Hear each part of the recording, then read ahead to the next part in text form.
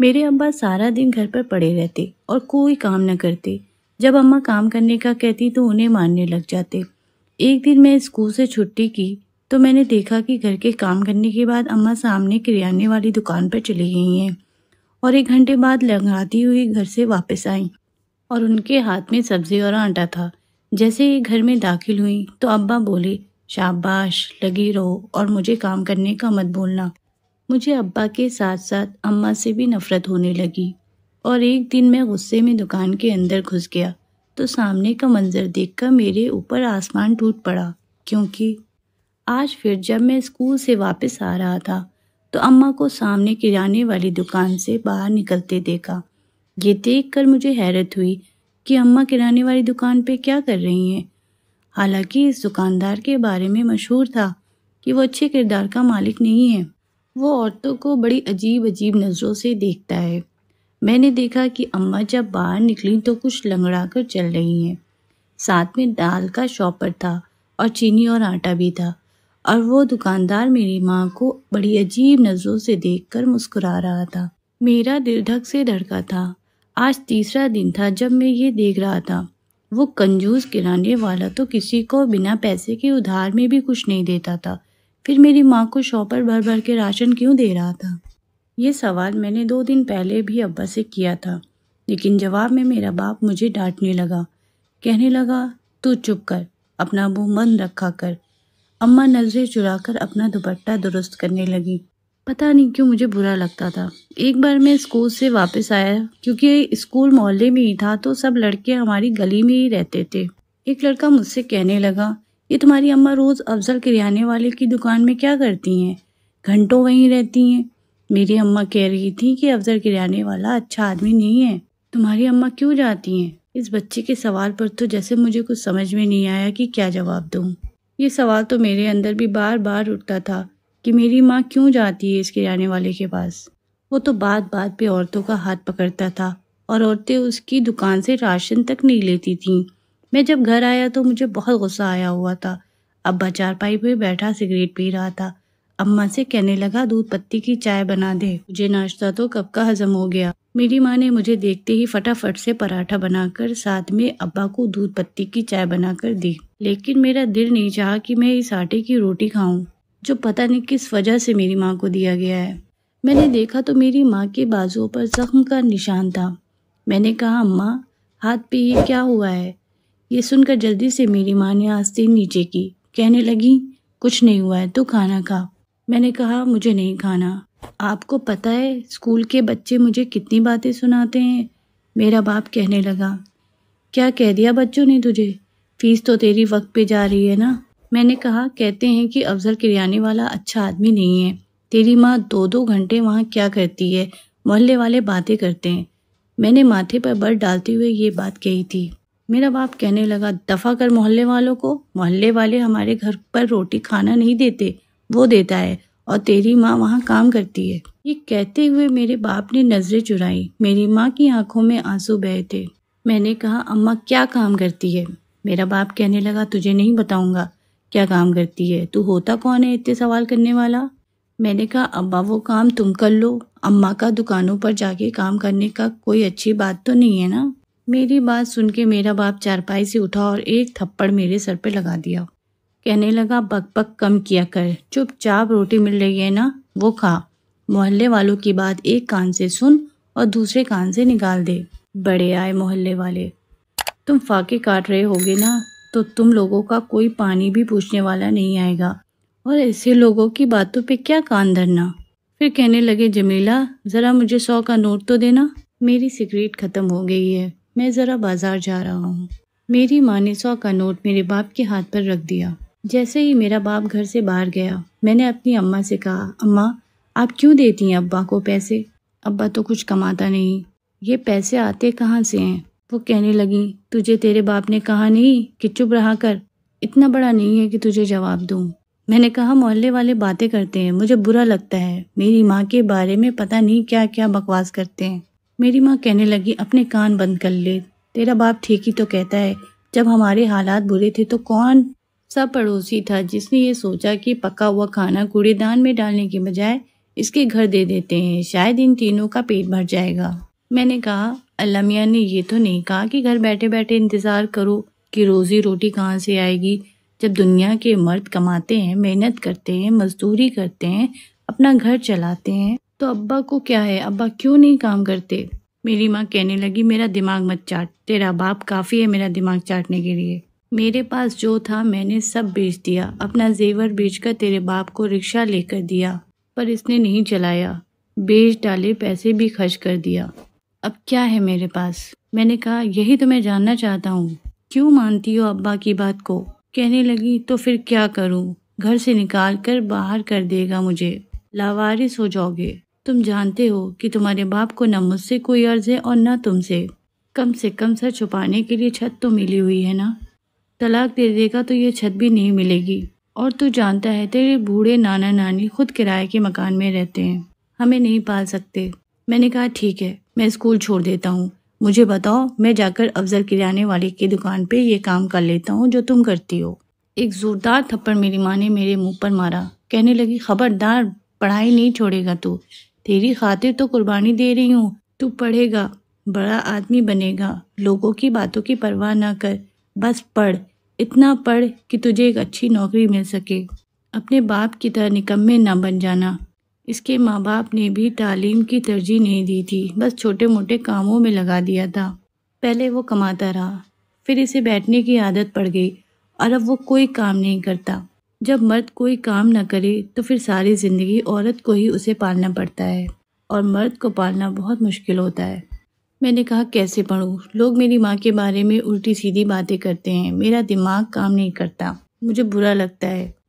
افضل کرانے والی دکان پر تو کوئی جاتا نہیں، عورتیں تو بالکل بھی نہیں جاتی، بات بات پہ ہاتھ پکڑتا ہے، اور آپ کو تو پتہ ہے نا پچھلے دنوں ایک بچی کی چیخنے کی آوازیں بھی اس کی دکان سے سنائی دی تھی، وہ تو لوگوں نے جلدی سے دکان کھولی تو بچی بچ گئی۔ اماں میں اتنا چھوٹا تو نہیں ہوں کہ یہ نہ سمجھ سکوں کہ وہ کس کردار کا مالک ہے۔ میری ماں کہنے لگی بس چپ رہ، میں تجھ سے کچھ بھی سننا نہیں چاہتی، اور سوچنا چھوڑ دے۔ میں نے کہا آپ کا مطلب ہے کہ بے غیرت ہو جاؤں؟ کہنے لگی ہاں ہو جاؤ بے غیرت، جس دن تو بڑا افسر بن جائے گا تو میں چھوڑ دوں گی یہ سب کچھ۔ میرے لیے یہ بات بہت اذیت ناک تھی۔ میں نے سنا تھا کہ عورت مرد کی عزت ہوتی ہے، پھر میرا باپ بے عزت کیوں بن گیا تھا؟ میری رگوں میں بھی تو اسی کا خون دوڑ رہا تھا، لیکن میں تو بے غیرت نہیں ہوں۔ ایک بار میں اپنے دوستوں کے ساتھ واپس گھر آ رہا تھا، جب ہی افضل کرانے والے کی دکان سے میری ماں باہر نکلی تو لنگڑا رہی تھی۔ سب لوگ میری ماں کو لڑکھڑاتا ہوا چلتا ہوا جاتے دیکھ کر ہنسنے لگے، گندی گندی باتیں کرنے لگے۔ میرا خون اتنا کھولا کہ میں نے اپنے ہی دوست کو مکے مارنے شروع کر دیے۔ میں نے کہا تو ہوتا کون ہے میری ماں کے بارے میں ایسا کہنے والا؟ دوسرے لڑکے مجھے مارنے لگے، میرا بس نہیں چل رہا تھا کہ میں سب کا خون پی جاؤں۔ میں نے سب لڑکوں کو مارنا شروع کیا، وہ 5-6 تھے اور میں اکیلا، مار بھی کھائی، میرے منہ سے خون نکلنے لگ گیا، یونیفارم مٹی سے بھر گیا، لیکن میں ان کو مارتا رہا۔ جب میں نے زمین سے پتھر اٹھائے تو وہ بھاگ گئے۔ میں گھر آیا تو میرا زخمی چہرہ دیکھ کر میری ماں کہنے لگی کیا ہوا ہے تمہیں؟ میں نے کہا آپ کو کیا لگے، آپ جائیں افضل کرانے والے کی دکان پر مفت کا راشن لے کر آئیں۔ میں بھی سوچ چکا ہوں جب بھی کوئی آپ کے خلاف بات کرے گا تو میں ایسے ہی لڑوں گا، مر جاؤں گا یا ان لوگوں کو مار ڈالوں گا۔ یہ سن کر میری ماں کا رنگ اڑا تھا، کہنے لگی لڑ کر آیا ہے؟ میں نے کہا ہاں میں لڑ کر آیا ہوں، مار کے آیا ہوں، سب کے خون نکال کر آیا ہوں۔ کہنے لگی پاگل تو نہیں ہو گیا، بدماش بنے گا کیا؟ بڑا ہو گیا ہے۔ میں نے کہا ہاں بنوں گا، بدماش بنوں گا جب میری ماں۔ ابھی یہ بات میرے منہ میں ہی تھی کہ میری ماں نے زوردار تھپڑ میرے منہ پر مارا۔ کہنے لگی جب تجھے سچ نہیں پتا تو اپنا منہ بند رکھا کر۔ میں نے کہا تو پھر بتاتی کیوں نہیں کہ سچ کیا ہے؟ کہنے لگی ابھی نہیں بتا سکتی۔ میں اپنے کمرے میں غصے سے چلا گیا، اپنے کپڑے تبدیل کر کے اپنے بیڈ پر لیٹ گیا۔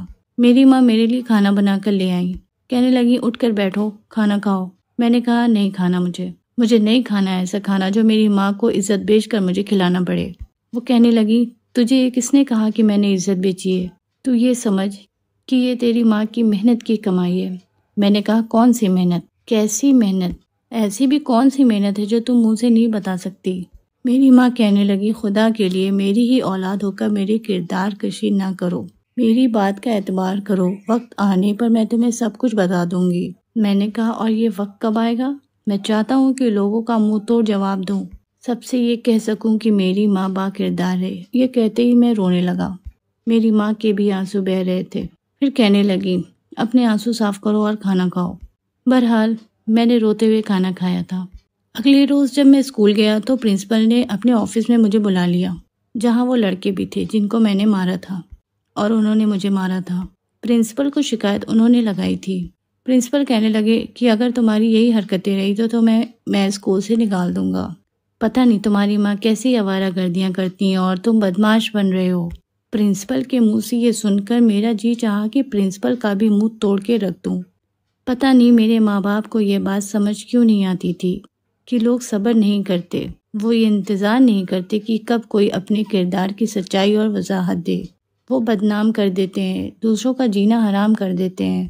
مجھے اسکول سے لاسٹ وارننگ ملی تھی، اس لیے میں جب گھر آ رہا تھا اس بار میں اپنے کسی دوست کے ساتھ نہیں، اکیلا ہی آ رہا تھا۔ جب میں نے دیکھا کہ دکان کا شٹر آدھے سے زیادہ بند ہے اور افضل کی باتیں کرنے کی آوازیں آ رہی ہیں، شاید میری ماں سے ہی باتیں کر رہا تھا۔ پہلے تو میں نظر انداز کر کے آگے بڑھنے لگا۔ دوپہر کا وقت تھا، پھر سوچا کہ جھانک کر دیکھ لیتا ہوں کہ ہو کیا رہا ہے، اس سے پہلے کہ میں دکان کے قریب جا کر جھانکتا۔ دکان کا شٹر تھوڑا سا اونچا ہوا اور میری ماں نکلی تھی، پسینے سے سرابور اور بدحواس تھی، راشن کے تھیلے ہاتھوں میں پکڑے ہوئے تھی۔ مجھے دیکھ کر گھبرا گئی، کہنے لگی تو یہاں کیا کر رہا ہے؟ میں نے کہا نہیں کچھ نہیں، میں پکڑ لیتا ہوں۔ میں نے اپنی ماں کے ہاتھ سے دونوں راشن کے شاپر پکڑ لیے اور گھر لے آیا۔ ماں کہنے لگی ٹھنڈا گلاس پانی کا پلا دو۔ میں نے ایک گلاس پانی پلا دیا۔ بار بار میری ماں اپنے پیٹ کا نچلا حصہ پکڑ رہی تھی۔ میں نے کہا کیا ہوا ہے؟ کہنے لگی کچھ نہیں ہوا ہے، ایسے کاموں میں ایسا ہو جاتا ہے۔ پتہ نہیں کیوں مجھے بڑا عجیب سا لگا تھا۔ میں ابھی 9ویں جماعت کا اسٹوڈنٹ تھا اور سائنس کا اسٹوڈنٹ تھا۔ میں ان باتوں سے اتنا انجان نہیں تھا، لیکن سن کر کچھ برا لگ رہا تھا۔ پھر اپنی ہی ماں کے بارے میں سننا تو اور بھی زیادہ برا لگتا ہے۔ بہرحال اپنے اندر کی اذیت میں اپنی ماں کو بتا نہیں سکتا تھا۔ وہ اپنے کمرے میں چلی گئی اور کہنے لگی اپنے ابا کو فون کر کے کہہ دینا آتے ہوئے بازار سے کھانا لے آئے۔ آج مجھ سے کھانا نہیں پکے گا، آج میری بالکل ہمت نہیں ہے۔ 4 گھنٹے میں اس کی دکان سے گزار کے آئی ہوں۔ یہ سن کر میرے تن بدن میں آگ لگی تھی، لیکن ماں نے کہا تھا کہ شک نہ کرنا۔ کیسے شک نہ کرتا یہ بھی مجھے بتا دیں۔ میری ماں کی باتیں ایسی تھیں کہ شک کرنے والی تھیں۔ میں نے اپنے باپ کو فون کیا تو ہنسنے کی آوازیں آ رہی تھی۔ یار تو بھی بڑے مزے کے مذاق کرتا ہے، ہنسا ہنسا کے ہمارے پیٹ میں درد کرتا ہے۔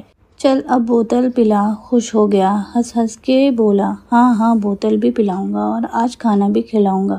آج تو میری بیوی نے بڑا اچھا وقت لگا لیا، اچھے خاصے پیسے لائے گی۔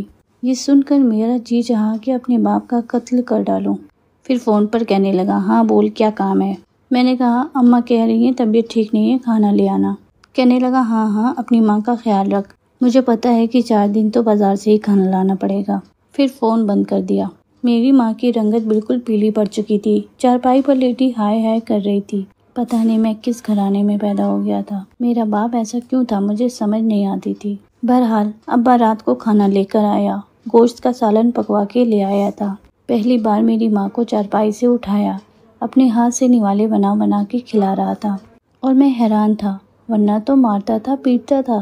جب بھی اماں یہ کہتی تھی کہ تم کچھ کماتے نہیں ہو تو اسے بہت مارتا تھا۔ کھانا کھلانے کے بعد کہنے لگا وہ پیسے کہاں رکھے ہیں تو نے؟ میری ماں نے کپ کپاتے ہوئے ہاتھوں سے الماری کی طرف اشارہ کیا۔ میرے باپ کے چہرے پر خوشی کی چمک جگمگائی تھی۔ میں سمجھ گیا کہ سب کچھ پیسے کی وجہ سے ہے۔ جیسے ہی میرے باپ نے الماری کھولی میں دیکھ کر حیران تھا۔ اتنے سارے پیسے دیکھ کر میں واقعی میں ششدر سا رہ گیا تھا۔ میرا باپ تو یوں خوش تھا جیسے پتہ نہیں کیا۔ پھر کہنے لگا پورے پیسے دیے ہیں نا اس نے؟ دیکھا اچھا خاصا وقت دیا ہے تو نے اسے۔ بڑی بے حیائی والی باتیں کر رہا تھا۔ نہیں باقی کے پیسے بعد میں دے گا، کہتا ہے کہ دے دے گا جلدی، اور ہاں 2 دن مجھے اس کی دکان پہ نہیں جانا، لیکن کہہ رہا تھا کہ اس کے بعد 4 دن تک میں گھر واپس نہیں آ سکتی، مجھے اس کے ساتھ جانا پڑے گا۔ یہ سن کر میرے ہوش اڑ گئے تھے۔ میرا باپ کہنے لگا اچھا ٹھیک ہے، یہ تو سارے پیسے میں بینک میں رکھوا دیتا ہوں۔ یہ دیکھ کر ہی میرا جی چاہا کہ میں پنکھے سے لٹک کر مر جاؤں۔ بے شرمی کی بھی کوئی حد ہوتی ہے، لیکن میرا ماں باپ نے تو شاید بے شرمی کی حدیں ختم کر دی تھی۔ اتنا پیسہ میرے ماں نے کیا کرنا تھا؟ وہ پھر سے لیٹ گئی۔ پتہ نہیں وہ میری ماں کو کہاں لے کر جائے گا۔ 4 دن میری ماں کے ساتھ کون کون بدکاری کرے گا۔ میں ذہنی تکلیف میں مبتلا ہو چکا تھا، پڑھائی میں دل نہیں لگ رہا تھا، اسکول کا کوئی لیکچر میرے دماغ میں اثر ہی نہیں کر رہا تھا کیونکہ دماغ ماں کی طرف لگا ہوا تھا۔ جی چاہ رہا تھا کہ اپنے آپ کو ختم کر لوں۔ بہرحال محلے والوں کی نظریں ہمارے گھر پر ہی رہتی تھیں۔ اب یہ سوچ رہا تھا کہ جب ماں گھر پر نہیں آئے گی تو محلے والے تو بہت باتیں کریں گے کہ تمہاری ماں کہاں ہے، اتنے دن بعد آئی ہے، مجھے شاید 4 دن بعد کسی ویشیا کا بیٹا پکارا جائے گا۔ میں رونے لگا، پھوٹ پھوٹ کے رونے لگا۔ بہرحال میری ماں 4 دن تک نہیں آئی۔ 4 دن کے بعد جب گھر آئی تو چلنے کے قابل بھی نہیں تھی۔ میرا باپ ہی اسے گاڑی پہ بٹھا کر لایا تھا، پھر چارپائی پر اسے لٹانے میں مدد کی۔ کہنے لگا اب تو بس آرام کر، پورا مہینہ میں تیری خدمت کروں گا، بس یہ پیسے میں ذرا بینک میں رکھوا کے آ جاؤں۔ اتنے پیسے تھے کہ میں سمجھ نہیں پا رہا تھا کہ اتنے پیسے وہ افضل کرانے والا لایا کہاں سے ہے۔ کیا کیا اس نے میری ماں کے ساتھ؟ میری ماں درد سے کرا رہی تھی۔ پھر مجھ سے کہنے لگی تیری سال بھر کی فیس کا انتظام کر لیا ہے میں نے، دیکھ جی لگا کے پڑھنا۔ میں نے کہا بھاڑ میں گئی پڑھائی، میرا تو جی چاہتا ہے کہ خودکشی کر لوں۔ پتہ نہیں کس گناہ کے پیسے اٹھا کر لائی ہو اماں، اس سے بہتر تھا کہ تو مجھے پیدا ہوتے ہی میرا گلا گھونٹ دیتی۔ یہ سن کر میری ماں کی آنکھوں سے آنسو بہتے۔ کہنے لگی مجھے افسوس لوگوں کی باتوں کا نہیں کیونکہ ان کو تو سب باتیں کرنی آتی ہے، مجھے افسوس تیری باتوں کا ہے۔ تو نے بھی اپنی ماں کو ویسا ہی سمجھ لیا جیسے سب لوگ سمجھتے ہیں، اپنی ماں کو اس نظر سے دیکھ رہا ہے جس نظر سے محلے والے دیکھتے ہیں۔ تجھے لگتا ہے کہ تیری ماں یہ کر سکتی ہے؟ میں نے کہا تو بتاتی کیوں نہیں؟ میرا یہ کہنا تھا کہ مجھے لگا جیسے میری ماں کی قمیص پر خون لگا ہے۔ اسی جگہ میری ماں نے ہاتھ رکھا تھا۔ کہنے لگی بہت درد ہے۔ میں جلدی سے آیا، جیسے ہی قمیض اوپر کی تو میرے ہوش اڑ گئے کیونکہ پٹیاں بندھی ہوئی تھیں۔ میری ماں اپنا گردہ بیچ کر آئی تھی۔ افضل کی بیٹی کے دونوں گردے فیل ہو گئے تھے اور میری ماں اس کی دکان پر جاتی تھی لیکن وہیں سے پیچھے کے راستے سے نکل کر اس کے ساتھ ہاسپٹل چلی جاتی تھی، اپنے ٹیسٹ کرواتی تھی۔